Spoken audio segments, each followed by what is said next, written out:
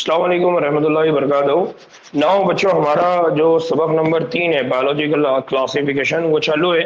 और इस biological classification में आज हम आखिरी पॉइंट्स देखने वाले। और आखिरी जो पॉइंट्स है उसमें हम देखने वाले आज वायरॉइड, प्रियॉन्स और lichen.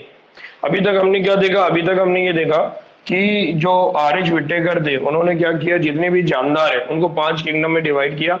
Kingdom Monera, protista, पंजाए, animalia और प्लांटी। लेकिन कुछ ऐसे ऑर्गेनिज्म थे, कुछ ऐसे जानदार थे जिनको उन्होंने किसी भी किंगडम में क्लासीफाई या किंगडम में दर्जाबंदी या किंगडम में नहीं रखा।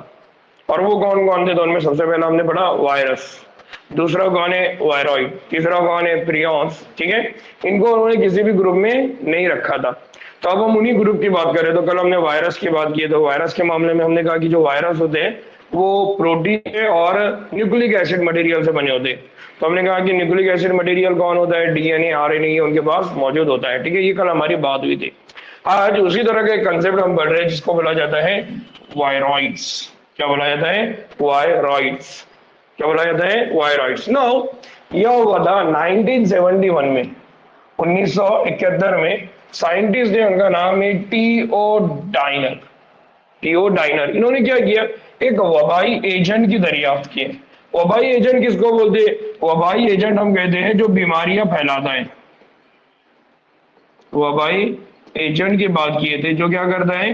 बीमारियां बीमारियां फैलाता है, उसको हम क्या कहते हैं? वबाई एजेंट। ठीक है, पेंडेमिक डिसऑर्डर है। पेंडेमिक का मतलब क्या होता है? वबाई, एक से दूसरे को लग होता है। तो 1971 में टी ओ डायनर थे, उन्होंने वबाई एजेंट दरियाफ्त किया। अब ये जो वबाई एजेंट था, उस वबाई एजेंट को अगर देखा जाए तो ये जो वबाई एजेंट था, ये वबाई एजेंट वायरस वायरस से भी छोटा था। अब अगर कल की बात अगर आपको याद होगा या इससे पहले के लेक्चर की अगर आपको बात याद होगी तो जो बैक्टीरिया था, बैक्टीरिया से छोटा एक जानदार उनको मिला। और बैक्टीरिया से छोटा जो जानदार था उन्होंने कहा कि वो कौन है? वायरस। क्यों? क्योंकि ये कैसा होता है? गैर खलवी। ये कैसा होता है? गैर खलवी। और ये कैसा होता है? खलवी। इसीलिए हमने कहा था कि जो वायरस होते हैं उन वायरस को किसमें रखा गया है? गैर जानदार। किसमें रखा गया है? गैर जानदार। अब बात ये हो रही है कि वायरस और गैर खलवी है, वायरस गैर जानदार है, अब वायरस से भी छोटा है। तो आप समझ सकते हैं कि अगर ये वायरस से भी छोटा होता है तो इसका मतलब ये है कि इसके पास या तो दो ही मटेरियल रहेंगे, या तो ये वायरस में क्या होता है? वायरस में एक मटेरियल कौन होता है? प्रोटीन। और दूसरा कौन होता है? Nucleic acid. क्या होता है? Nucleic acid. न्यूक्लिक एसिड का मतलब होता है या तो होगा डीएनए या तो होगा आरएनए। यानी अब प्रोटीन या डीएनए, आरएनए, इसका मतलब अब इससे भी छोटा है, तो या तो इन दोनों में से कोई एक चीज कट होने वाली है। ठीक है ना, एक चीज। दूसरी चीज, ये वायरस से भी छोटा होता है ना। अब ये जो उनको वायरॉइड मिला था, यानी ये जो जानदार उनको मिला या ये ऑर्गेनिज्म जो उनको मिला, इस ऑर्गेनिज्म को उन्होंने कहां पर देखा? तो बेसिकली उन्होंने देखा कि जो आलू होते हैं, पोटैटो, पोटैटो में एक बीमारी होती है। वो क्या बीमारी होती है? वो होती है पोटैटो स्पिंडल ट्यूबर। क्या होते हैं? Potato spindle tuber. ना आमतौर पे स्पिंडल ट्यूबर हम किसको बोलते हैं? फोड़ा, पुंसी। और ट्यूबर किसको बोलते हैं? ट्यूबर बोलते हैं ट्यूब की जैसा दिखने वाला, लंबा। तो जो पोटैटो थे वो इस तरह से हो गए थे, लंबूतरे हो गए थे, और उनके अंदर छोटे छोटे छोटे छोटे क्या होने लगे? फोड़े आने लगे।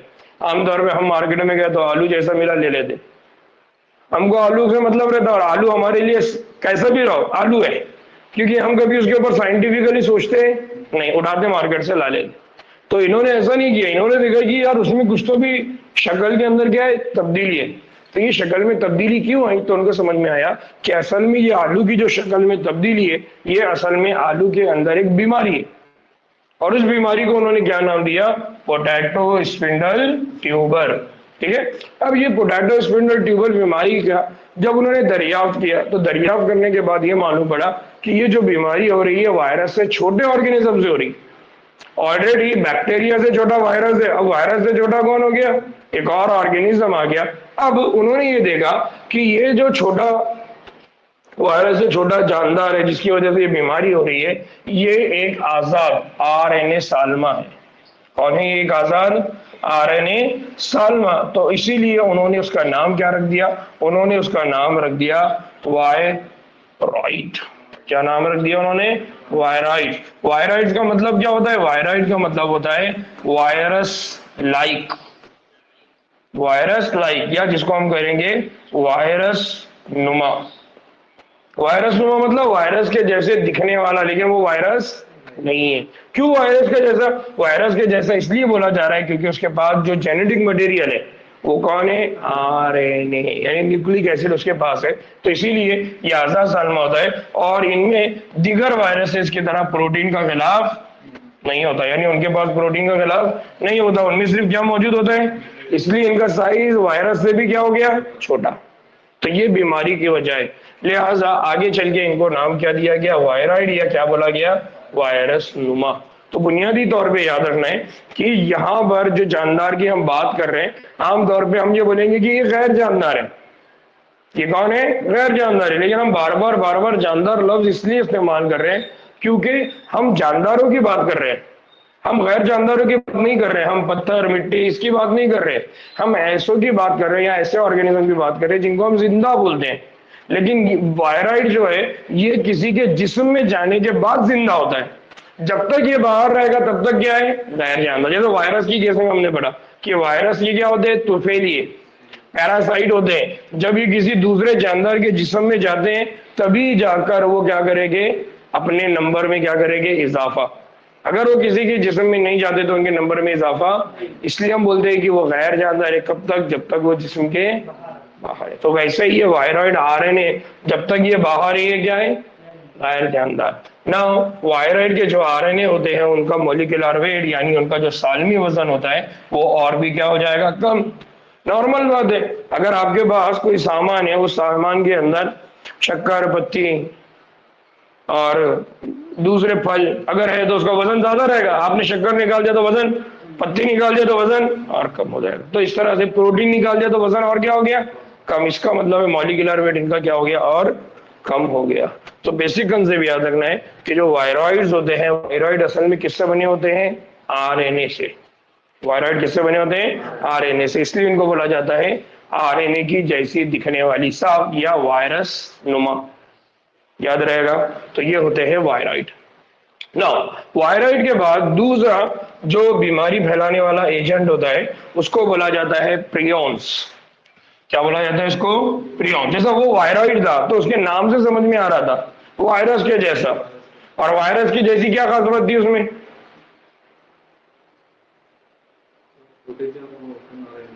आरएनए। वायरस में भी न्यूक्लिक एसिड था, इनमें भी न्यूक्लिक एसिड है, इसलिए उनको बोला गया वायरॉइड, वायरस की तरह। अब इनको बोला यार प्रियॉन्स। तो इनमें और वायरस में क्या फर्क, क्या सिमिलरिटी रही, क्या एक जैसी चीज रही? नहीं। वायरस में दो चीजें थी। वायरस में दो चीजें क्या थी? एक थी प्रोटीन और दूसरा क्या था? Nucleic acid. क्या था? Nucleic acid. तो न्यूक्लिक एसिड की वजह से क्या नाम रख दिए? वायरॉइड। और अब प्रोटीन की वजह से क्या रख दिए? क्या रख दिए? प्रियॉन्स। इसका मतलब ये सिर्फ ऐसे मटेरियल है जिसके अंदर क्या होता है? सिर्फ प्रोटीन। ना अब बात को समझो। जदीद तिब में, यानी जो आज का मॉडर्न मेडिकल साइंस है, उसके अंदर कुछ असाबी बीमारियां देखने को मिलती है जिसको हम क्या कहते हैं? Neurological disorder. और ये न्यूरोलॉजिकल डिसऑर्डर के अंदर खास बात क्या होती है? अब न्यूरोलॉजिकल डिसऑर्डर जैसे ही हम बोलेंगे तो इसका मतलब है कि सारी की सारी बीमारियां किससे रिलेटेड है? न्यूरॉन, दिमाग से रिलेटेड है। और दिमाग का जो भी पार्ट है, दिमाग मेनली हमारा जो बना हुआ है उसमें ज्यादातर मटेरियल प्रोटीन है। ज्यादातर मटेरियल में प्रोटीन है। इसका मतलब अगर उधर कोई डैमेज करना है तो कौन से मटेरियल ने जाना है? प्रोटीन मटेरियल ने जाना है। तो बेसिकली ये हुआ कि जो जदीद तिब है, जो मॉडर्न मेडिकल है, उसके अंदर ये बात बढ़ी कि बहुत सारी आसाबी बीमारियां, न्यूरोलॉजिकल डिसऑर्डर है। और वो न्यूरोलॉजिकल डिसऑर्डर के अंदर गैर मामूली तौर पर, यानी बहुत अजीब तरह के क्या देखने को मिल रही है? तहदार साख देखने को मिल रही है। और ये जो तहदार साख है, आमतौर पर ये एक तरह का एजेंट का काम कर रहा है। और ये एजेंट क्या कर रहा है, बीमारियों को क्या कर रहा है, एक जगह से दूसरी जगह क्या कर रहा है, मुंतकिल कर रहा है। तो ये बात समझ में आई कि जो न्यूरोलॉजिकल डिसऑर्डर है उसको फैलाने वाला एक साउथ है जो बहुत तहदार है। तहदार का मतलब है उसके अंदर बहुत सारे क्या है, लेयर्स है। और आमतौर पे जब हम लेयर्स की बात करते हैं तो हमको मालूम है प्रोटीन को बनाने के लिए क्या लगती है, बहुत सारी लेयर लगती है ना। हम कहते हैं कि जो प्रोटीन होता है वो प्राइमरी प्रोटीन होता है, टर्शियरी प्रोटीन होता है, क्वाटरनरी प्रोटीन होता है, यानी अमाइनो एसिड की लॉन्ग चेन होगी, कई सारी पॉलीपेप्टाइड होगी। तो इसलिए वो तयदार होता था। तो और वो एक एजेंट की तरह काम कर रहा था, बीमारियों को फैलाने का काम कर रहा था ना। आगे चल के ये मालूम पड़ा कि ये जो एजेंट होता है ये वायरस के साइज के मसावी होता है, यानी ये वायरॉइड से थोड़ा सा क्या है, ज्यादा, क्योंकि वायरॉइड वायरस से छोटा है। और अब ये अगर वायरस के बराबर है, प्रियॉन्स और वायरस का साइज एक जैसा है, और वायरॉइड का और वायरस का साइज छोटा बड़ा, वायरॉइड छोटा है वायरस, लेकिन वायरस और प्रियॉन्स मसावी साइज के। तो उनको ये बात समझ में आई कि ये मसावी साइज का होता है ना। इसी बुनियाद पर उन्होंने इस एजेंट का नाम क्या दिया, प्रियॉन्स। क्या नाम दिया उसका, प्रियॉन्स। प्रियॉन्स क्यों बोल रहे हैं उसको, प्रियॉन्स इसलिए बोल रहे हैं क्योंकि अगर वायरस की अगर हम बात करते हैं तो वायरस के साइज को डिसाइड करने वाला असल में जो कंपोनेंट होता है वो कौन होता है, प्रोटीन। वायरस की बात कर रहा हूं मौलाना मैं। वायरस का साइज डिसाइड करने वाला कौन है, प्रोटीन। क्योंकि हम ये कहते हैं कि वायरस के अंदर दो चीजें होती है, प्रोटीन और एक न्यूक्लिक एसिड यानी आरएनए। तो अब सवाल ये आता है कि अगर ये वायरस है और उसके बाजू में अगर कोई प्रोटीन बन जाता है तो दोनों का साइज एक जैसा हो गया, मसावी हो गया। क्यों मसावी हो गया, क्योंकि ये जो प्रियॉन्स है, इस प्रियॉन्स के अंदर सिर्फ क्या मौजूद है, प्रोटीन। बात समझ में आ रही है। इसलिए वो बोल रहे कि इनका जो साइज होता है वो मसावी होता है। एग्जाम में इस पर सवाल किया जा सकता है, इसलिए इसको याद रखना है कि वायरॉइड वायरस से छोटा है, वायरॉइड वायरस से छोटा है, प्रियॉन्स वायरस के बराबर है, मसावी है, एक उम्र के। ठीक है ना। हाँ, इसमें न्यूक्लिक एसिड नहीं है, इसमें सिर्फ प्रोटीन है। ठीक। एक ना एक बीमारी है जिसको कहा जाता है बोविन स्पॉन्जीफॉर्म इंसेफेलोपैथी। ना वो इंसेफेलो किसको बोलते हैं, इंसेफेलॉन बोला जाता है ब्रेन को। एनसेफेलॉन किसको बोला जाता है, ब्रेन को। और दूसरा वर्ड है यहाँ पर बोविन स्पॉन्जीफॉर्म। स्पॉन्जी का मतलब क्या होता है, स्पंजी। स्पंजी का मतलब कैसा होता है, हमारा ढोकला होता है। ढोकला रहेगा नहीं देखिए मौलाना, तेरी मौलाना ढोकला नहीं देखिए अभी तक, इनको खिलाओ ढोकला। नान देखिए हम ना, नान कैसा होता है, पफी। ब्रेड देखिए, ब्रेड कैसा होता है, पफी यानी नरम नरम, स्पंजी दबा सकते हैं आप। हाँ क्या, स्पंज डाई है ना, जो पानी जिससे हम साफ करते हैं, तो उससे ये वर्ड आया स्पॉन्जी, स्पॉन्जी फॉर्म। और दूसरा क्या है, बोविन।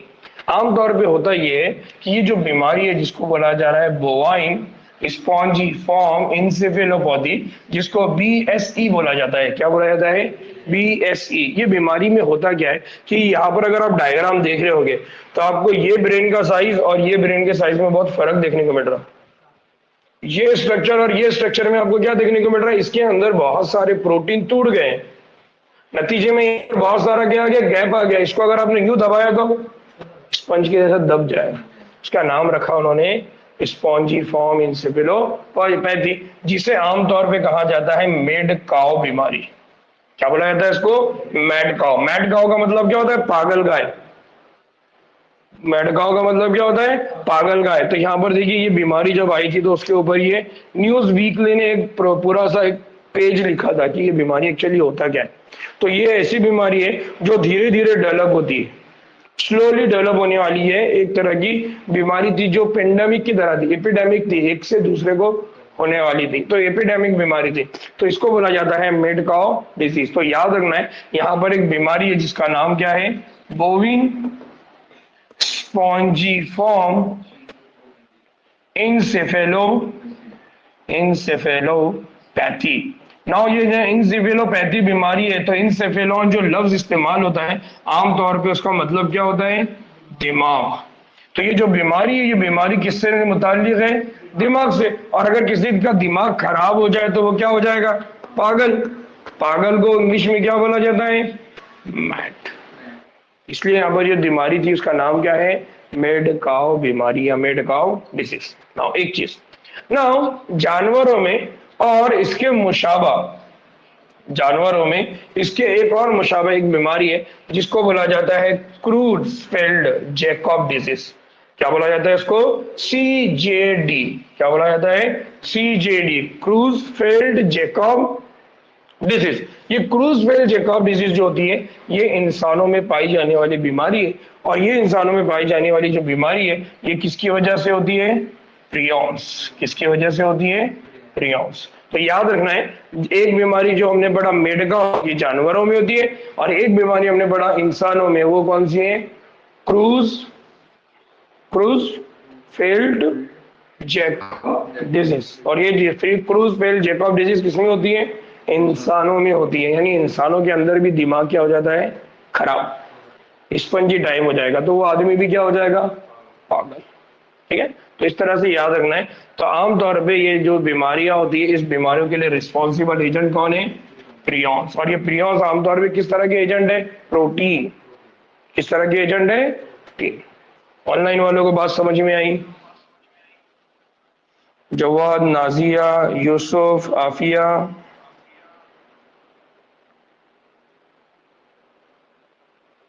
ठीक।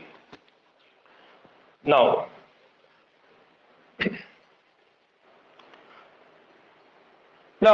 लाइकेंस। इससे पहले भी लाइकेंस को लेकर हमारी गुफ्तगू हुई थी। अगर आपको याद होगा तो इससे पहले में मैंने लाइकेंस को आपके सामने बताया था कि आमतौर पर हमारे घर में इसको क्या बोला जाता है? आमतौर में इसको हमारे घर में क्या बोला जाता है? दगड़ फूल। क्या बोला जाता है? दगड़ फूल। दगड़ फूल मैंने इससे पहले भी बोला कि हमारे खाने में इसको क्या किया जाता है? इस्तेमाल किया जाता है। नाउ हाँ वही, अब अलग जगह पे उसके अलग अलग नाम है। इसका साइंटिफिक नेम क्या है? लाइकेन। लेकिन दूसरी जगह इसके क्या अलग अलग नाम है। अब जो तेलंगाना से जुड़े वाले हैं उन्होंने कुछ और ही बोलते होंगे। ठीक है, हाँ। ना अब लाइकेंस की अगर हम बात करते हैं तो लाइकेंस ये माशी निस्बत, माशी निस्बत या जिसको क्या बोला जाता है? Symbiotic association. माशी निस्बत या सिम्बायोटिक एसोसिएशन का मीनिंग क्या होता है? इसका मीनिंग ये होता है कि जो अलगी होता है और जो फंजाई होता है, अलगी कौन से किंगडम का मेंबर है? अरे प्लांट का है ना मौलाना। प्लांटी मेंबर में हमने कौन कौन पढ़ा है? प्लांट में पढ़ा algae, bryophyte, pteridophyte, gymnosperm, angiosperm. ये 5 नाम पढ़े ना हम लोगों ने। तो एल्गी और फंजाई इन दोनों के बीच में बाहमी क्या होती है? मफाहमत। बाहमी क्या होता है? फायदामंद निस्बत। बाहमी इनके बीच में होती है दोस्ती। क्या दोस्ती होती है इनके बीच में? दोस्ती ये होती है कि जो एल्गी है वो एल्गी फाइकोबायोन का रोल प्ले करेगा। किसका रोल प्ले करेगा? फाइकोबायोन। फाइकोबायोन का मतलब क्या है? एल्गी, हमने ये पढ़ा था कि जो एल्गी होता है, एल्गी क्या करता है? एल्गी ये ऑटोट्रोपिक है। ये कौन सा अमल अंजाम देगा? फोटोसिंथेसिस। क्या करेगा? फोटोसिंथेसिस। फोटोसिंथेसिस का मतलब ये क्या करेगा? ग़िज़ा बनाएगा। ठीक है, ये ग़िज़ा बनाएगा। और जो फंजाई है, फंजाई को क्या कहा जाता है? माइकोबायोन। फंजाई कौन है? फंजाई ये हेटेरोट्रोपिक है। फंजाई कौन है? हेटेरोट्रोपिक। हेटेरोट्रोपिक का मतलब है, इसको हम दूसरे अल्फाज में क्या बोलते हैं? गैर खुद कफील। अब अगर ये गैर खुद कफील है इसका मतलब ये खुद ग़िज़ा नहीं बनाएगा। इसका मतलब है फंजाई अपनी ग़िज़ा की डिमांड पे किस लिए डिपेंड है? एल्गी। लेकिन एल्गी को अगर फोटोसिंथेसिस करना है तो एल्गी को फोटोसिंथेसिस अंजाम देने के लिए क्या चाहिए? वाटर। लेकिन एल्गी के अंदर रूट तो है नहीं, जड़ें तो है नहीं, तो वो वाटर कैसे हासिल करेगा? तो पानी पहुंचाने की मदद कौन करेगा? फंजाई। तो फंजाई जो रोल प्ले करता है वो माइकोबायोन का करता है, और एल्गी जो रोल प्ले करता है वो फाइकोबायोन का, यानी फोटोसिंथेसिस करेगा और ग़िज़ा बना के देगा। और माइकोबायोन यानी फंजाई बदले में उसको क्या ला कर देगा? पानी।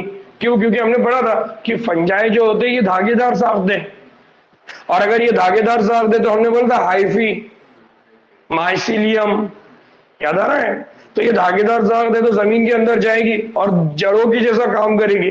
जड़ क्या काम करती है, जमीन के अंदर जाती है और जहां से पानी मिलता है उसको लेकर आएगी। और यहाँ पर वैसे ही फंजाई भी जाएगा, जमीन से पानी लाएगा और किसको लाकर देगा, एल्गी को। नतीजे में एल्गी क्या बनाएगा, फिजा। इसीलिए यहाँ पर ये कहते हैं कि जो एल्गी होती है, एल्गी फाइकोबायोन का काम करती है, जबकि फंजाई कौन सा काम करती है, माइकोबायोन। फिर ये जो आला तरतीब है, आला तरतीब का मतलब क्या होता है, एक होता है ऑटोट्रॉफिक और दूसरा कौन होता है, हेटेरोट्रॉफिक। तो ऑटोट्रॉफिक कौन है, एल्गी। हेटेरोट्रॉफिक कौन है, फंजाई। अब अगर एल्गी ग़िज़ा की तालीफ करेगा तो ग़िज़ा की तालीफ करने के बाद वो किसको देगा, फंजाई को। और फंजाई अपने साथी के लिए क्या करेगा, रिहाइश का इंतजाम करेगा, पानी का इंतजाम करेगा और उसको क्या जज्ब करके देगा, ग़िज़ा। कौन सी ग़िज़ा जज्ब करके देगा, मादनी ग़िज़ा, यानी सॉल्ट वगैरह जमीन से लाकर देगा ताकि एल्गी क्या करे, फोटोसिंथेसिस, ग़िज़ा बनाने का काम करे। तो इस तरह से ये एक दूसरे की क्या कर रहे हैं, मदद कर रहे हैं। इसी को क्या बोला जाता है, सिम्बायोटिक एसोसिएशन, या इसको कहा जाता है बाहमी रिश्ता।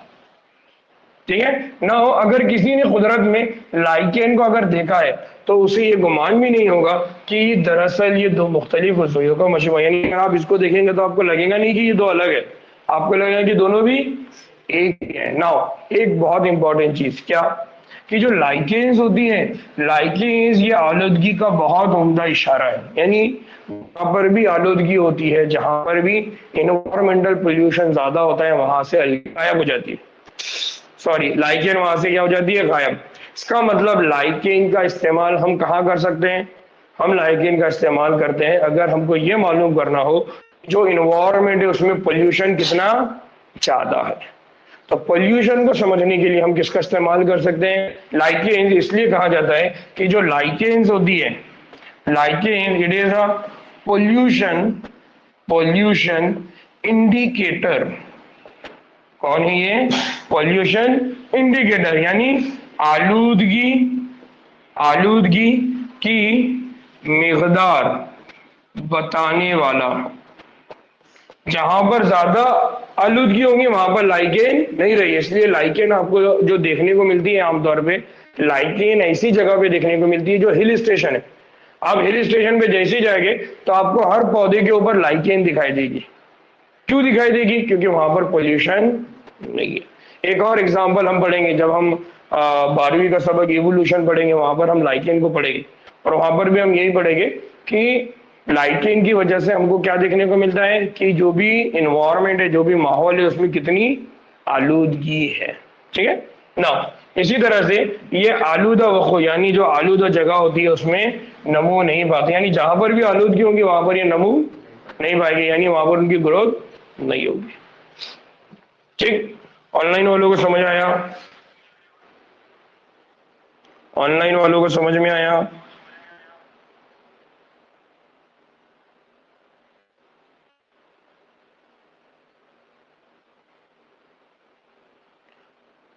नाजिया सवाल बड़ा अच्छा पूछा बेटा कि वायरस फैलता कैसे। असल में वायरस के फैलने का रीजन क्या होता है, वायरस एक तरह का मटेरियल है, क्रिस्टल मटेरियल।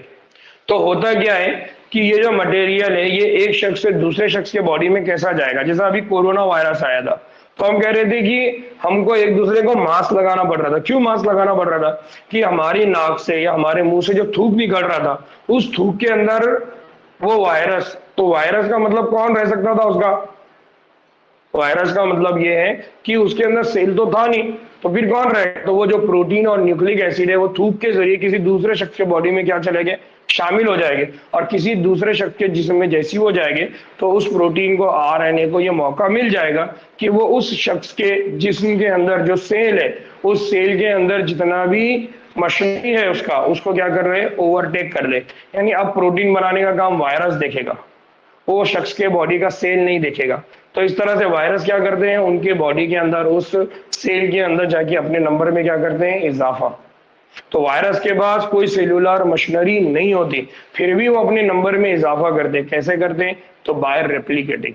और रेप्लिकेशन की वो क्या करते हैं, वो क्या करते हैं, कब्जा करते हैं सेल के ऊपर। जैसा मैंने इससे पहले भी कल बात किया कि आपने क्या किया, मतलब आपके पास ये हुआ कि आपने देखा कि कुछ लोग हैं, उन्होंने क्या किया, किसी होटल में जाके वो रहने लगे, होटल में जाके रहने लगे, और कुछ दिनों के बाद ये देखा कि वो होटल के ऊपर उन्होंने कब्जा कर लिया, यानी अब होटल को चलाने वाले वो लोग हो गए।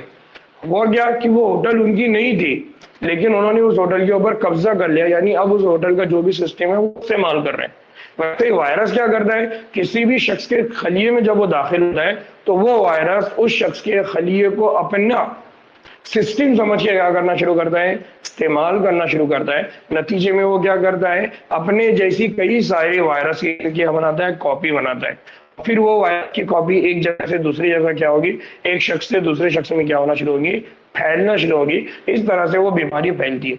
यहाँ पर कोई जिनसी तौलीद का मामला नहीं है, यानी यहाँ पर कोई रिप्रोडक्शन का जो प्रोसेस हमने पढ़ा कि 1 से 2, 2 से 4 होने के लिए जरूरी है कि रिप्रोडक्शन का अमल हो, तौलीद का अमल हो, या तो जिनसी तौलीद होगी या गैर जिनसी तौलीद होगी।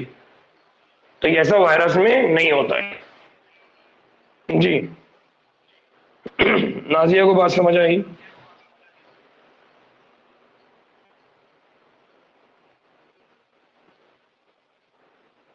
ठीक, और किसी का कोई सवाल है? ठीक है ना बच्चों, यहाँ पर हमारा बायोलॉजिकल क्लासिफिकेशन वाला सबक क्या होता है, खत्म होता है ना। पॉसिबिलिटी ये है कि या तो ये संडे को या मंडे को हमारा इस बायोलॉजिकल क्लासिफिकेशन के ऊपर टेस्ट रहेगा, और इस मरतबा मेरी पूरी कोशिश ये है कि इस टेस्ट में 90 क्वेश्चन रहेंगे। आप चाहे तो संडे मंडे के बजाय उसको आगे और हम ले सकते हैं, लेकिन इस बुनियाद पे कि आप लोग घर पे बैठ के स्टडी करेंगे तब हम उसको आगे बढ़ा सकते हैं।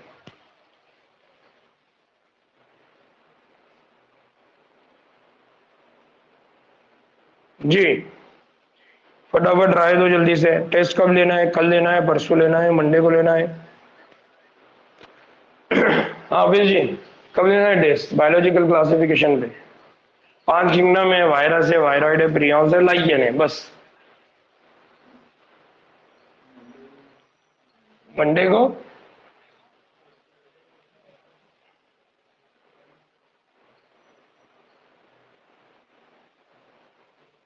ठीक है, चलो अभी शायद केमिस्ट्री का भी टेस्ट है, ठीक है। तो हम ऐसा करते हैं कि आने वाले जुमेरात को, ठीक है, और वक्त दे रहा हूं मैं आप लोगों को, आने वाले जुमेरात को, जुमेरात मतलब थर्सडे को आप लोगों का बायोलॉजिकल क्लासिफिकेशन के ऊपर टेस्ट रहेगा, और नॉर्मली हमारा लेक्चर वगैरह भी रहेगा और ये टेस्ट भी रहेगा, ठीक है। चलिए नाउ मैं ये लिंक को यहाँ पर कट कर रहा हूँ, और 12th का लेक्चर हम लोग अभी स्टार्ट करेंगे, ठीक है, और 11वीं का लेक्चर हम कल से स्टार्ट करेंगे, ठीक। चलिए अस्सलाम वालेकुम रहमतुल्लाहि बरकातहू।